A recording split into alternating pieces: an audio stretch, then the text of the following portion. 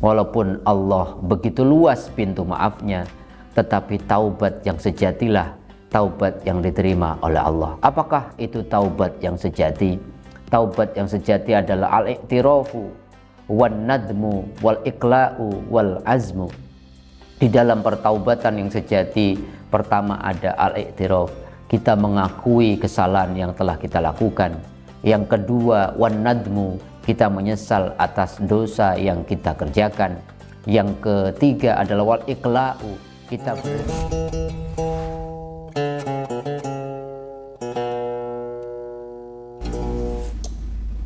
Assalamualaikum warahmatullahi wabarakatuh.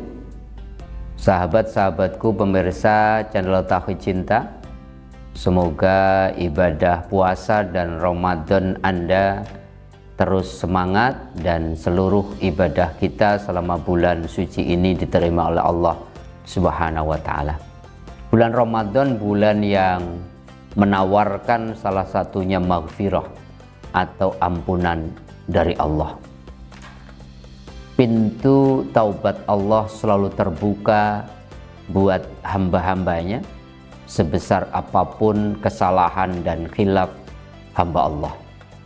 Abu Sa'id Al-Khudri meriwayatkan sebuah hadis populer.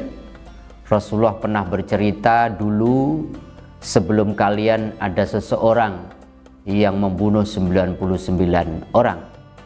Orang tersebut kemudian ingin bertaubat. Dia bertanya, adakah orang alim di muka bumi ini? Singkat cerita, dia ditunjukkan satu tempat, di dalamnya ada orang yang alim. Dia mendatangi orang tersebut dan bertanya, wahai orang yang berilmu, saya telah membunuh 99 orang. Kalau saya bertaubat, apakah Allah menerima taubat saya? Orang alim tersebut mengatakan, tidak mungkin Allah menerima taubatmu, engkau adalah ahli neraka. Karena keinginan taubatnya dan jawaban orang alim, dia kecewa dan dia membunuh orang alim tersebut. Genaplah 100 orang dia membunuh. Kemudian semangat keinginannya bertaubat terus menggebu-gebu. Dia bertanya lagi pada orang lain, adakah orang lain yang lebih alim di dunia ini yang bisa kemudian dia datangi untuk bertanya apakah dia diterima taubatnya. Seorang alim tadi menyarankan untuk dia pergi ke satu daerah yang di dalamnya orang menyembah Allah dan tidak mensekutukannya. Kemudian orang tadi beranjak, kemudian pergi menuju daerah tadi, tapi qadarullah, Allah kemudian mentakdirkan berbeda. Orang tersebut di tengah perjalanan dia meninggal dunia. Maka berdebatlah malaikatul rahmah dan malaikatul adab. Malaikat rahmah mengatakan, jaa taiban muqbilan biqalbihi ilallah. Orang ini datang dengan keinginan bertaubat, hatinya ingin kembali kepada Allah. Tetapi malaikat adab mengatakan, innahu lam ya'mal khairan qattun. Tetapi dia walaupun sudah niat taubat, dia belum melakukan kebaikan sedikit pun. Di antara perdebatan dua malaikat, malaikat rahmah dan malaikat adab, datanglah malaikat ketiga yang menyerupai manusia dan disepakati malaikat ketiga ini untuk menengahi dua malaikat tadi. Maka malaikat yang ketiga menyarankan untuk mengukur jarak orang yang membunuh 100 orang tadi. Apakah jarak antara dia kemudian ingin menuju satu negeri yang di dalamnya orang menyembah Allah dengan negeri tempat dia maksiat itu lebih dekat kemana? Dan ternyata setelah diukur, orang tersebut lebih mendekati negeri yang di dalamnya dia ingin bertaubat. Maka Allah kemudian memaafkan segala dosanya walaupun telah membunuh 100 orang. Wahsy, seorang yang membunuh paman Nabi Sayyidina Hamzah bin Abdul Muthalib, kemudian bertaubat dan dia membunuh Musailamah Al-Kadzab, seorang nabi palsu. Hindun binti Utbah yang bahkan memakan jantung Sayyidina Hamzah kemudian bertaubat ketika Rasulullah melakukan Fathu Mekah. Ikrimah bin Abi Jahal juga dulu membenci Rasulullah dan agama Islam, tapi kemudian dia bertaubat dan dalam perang Yarmuk melawan Romawi, dia syahid. Dari beberapa cerita yang tadi saya sampaikan, ada pesan penting bahwa Allah begitu luas maghfirah dan ampunannya. Qala Allah Ta'ala, ya ibna Adam, Allah pernah berfirman dalam sebuah hadits qudsi, wahai anak Adam, innaka ma da'autani wa rauhaitani ghafartu laka ala ma fika wala ubali. Wahai anak Adam, ketika kalian menyeru aku, kalian mereka berharap kepadaku untuk diampuni dosa-dosanya, maka aku akan mengampuni dosa-dosa yang ada pada kalian. Saya nggak peduli seberapa banyak dosa-dosa kalian. Ya ibna Adam, lau balagot dunubaka ana as-samai. Wahai anak Adam, walaupun dosa-dosa kalian membumbung setinggi langit, tetapi ketika kalian memohon ampunan kepadaku, ghafartu laka wala ubali, saya akan ampuni segala dosa kalian tanpa aku pedulikan. Ya ibna Adam, wahai anak Adam, seandainya engkau datang kepadaku dengan dosa seluas langit, seluas bumi, tetapi kalian kemudian mendatangiku, mengetuk pintu maghfirahku, maka aku akan menjadikan seluas bumi itu maghfirah atau ampunanku.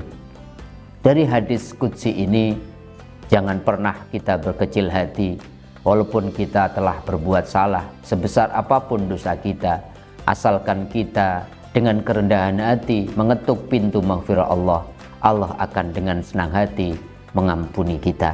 Maka jangan pernah berputus asa, la taqnatu min rahmatillah, berputus asa dari rahmat Allah, karena Allah mengampuni seluruh dosa kepada hamba-hambanya yang mau bertaubat. Innallaha yabsutu yadahu bil laili, Allah akan membuka tangannya untuk di malam hari untuk menerima taubat hamba-hambanya yang dilakukan di siang hari. Begitu juga Allah membuka pintu maghfirah atau maafnya di malam hari ketika untuk menerima taubat hambanya yang dilakukan siang hari, hatta tatlu asyamsu min maghribiya, sampai kemudian kiamat datang, sampai kemudian manusia yang melakukan kesalahan tadi nyawanya di dalam kerongkongan atau sampai sakaratul maut. Oleh karenanya, maka kemudian ayo kita mengetuk pintu Allah, segera bertaubat, karena taubat itu sangat penting.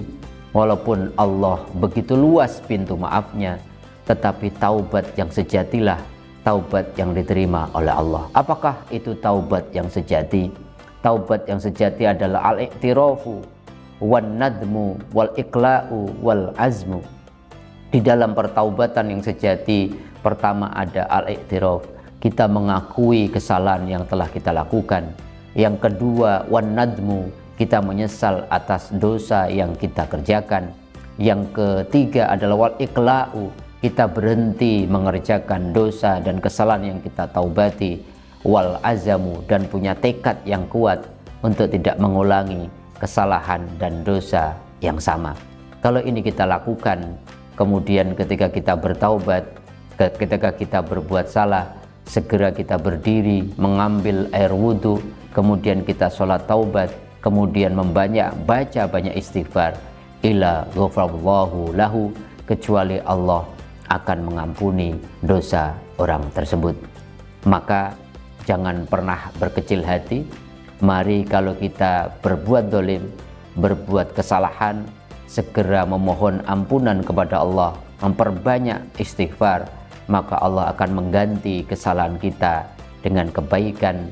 Dan kemudian asalkan kita tidak mengulangi kesalahan yang sama. At-taibu min dzambin kamanla dan banlah, orang yang bertaubat atas dosa-dosanya seperti orang yang tidak melakukan atau tidak punya dosa. Maka kebaikan yang kita lakukan setelah kita berbuat dosa akan menghapus kesalahan yang telah kita kerjakan. Oleh karenanya, mari kita segera mengetuk pintu Allah, melakukan pertaubatan, taubatan nasuha.